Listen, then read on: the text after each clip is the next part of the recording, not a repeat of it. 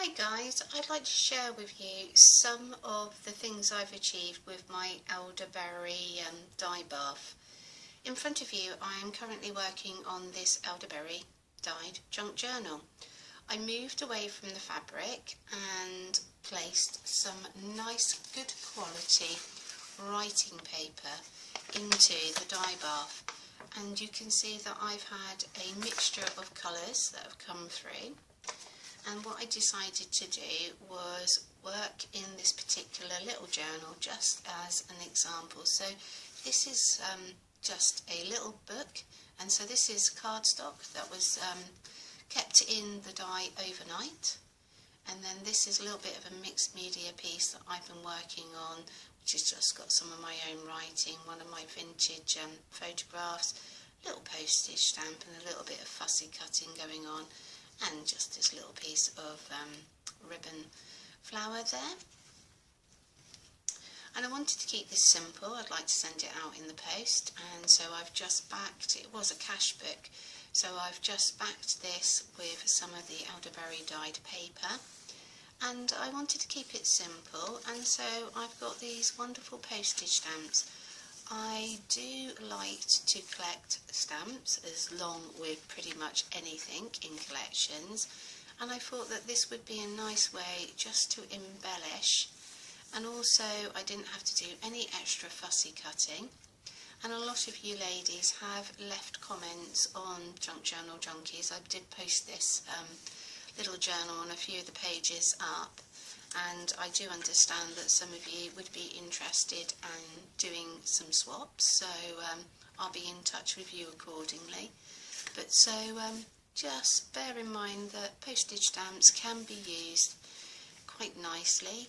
I also received this wonderful mat which has got a lovely pink and purples. In the UK we tend to have dark greens and blues, and we don't get this lovely purple background. So this is from Angie, and thank you very much. That has already come into play, and I've just backed it yet again with the elderberry, and you can see the real contrast in colours here. You've got this wonderful pink, and you've also got this lilac, absolutely from the same dye bath as this fabric, which I'll show you in a second.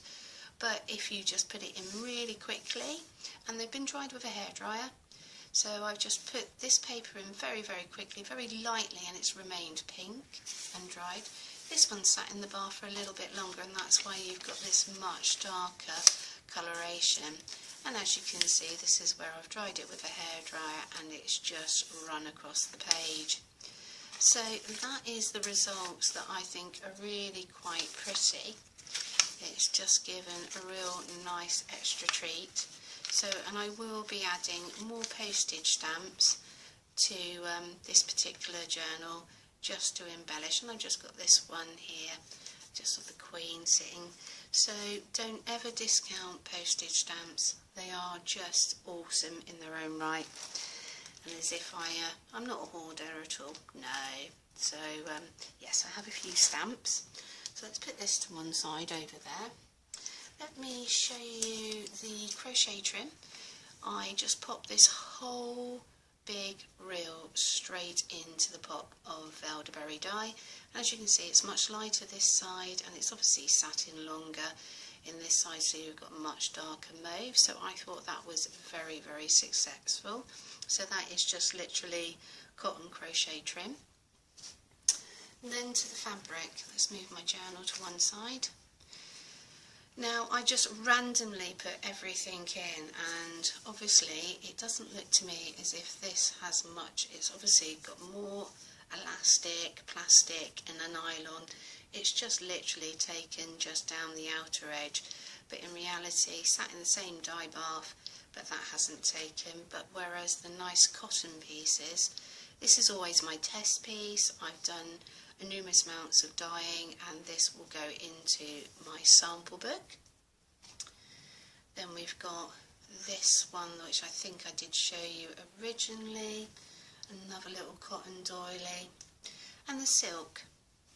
So I think that has come out really, really nicely. Lovely colours there. I just literally placed it in. I haven't put any marbles, I haven't scrunched it up, I haven't put any elastic bands. That's just gone straight into the die. Then we've got what we've got here. This tells me this is 100% viscose. So, and just look at the way that is taken nicely. But what you will notice is that anything that has been stitched, yet again in probably polyester, I would imagine, and that has remained very potently white in comparison to the crochet trim and the main table. So this is a large table runner, and so I'll make a decision what I'm going to do with that one later on. So I think that has worked fabulously. Let's move a loose little stamp. And then don't ever discount old blankets, and this is what you see here. Old blanket like ticking, I suppose they would call it. Yet again, this has been dyed in a mixture of elderberries and blanket, and we've got a canvas here for rug making, which I've just painted with acrylic paints, and then we've got some machine sewing. That's heavily machine sewn just to keep it all weighed down. Then a little bit of copper wire just been threaded through to add some interest, really comes alive.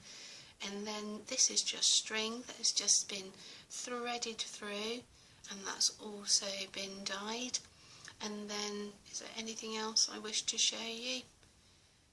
Nope, I think that is pretty much predominantly all the things that you need to know about this particular piece of mixed media, and this is going to go into my travelling book. I went to Oxford School, and so have been requested if I'd like to join a group of stitch artists, and so I've used my elderberry paper and just done a piece of just in my sketchbook. So that's going to be my piece of work, and I'm going to work out how I can incorporate that into my sketchbook. There you go, guys. Hopefully I hope you found that helpful, and that's pretty much what I'm up to currently with my elderberry dyeing. Catch up with you later, guys. Bye bye.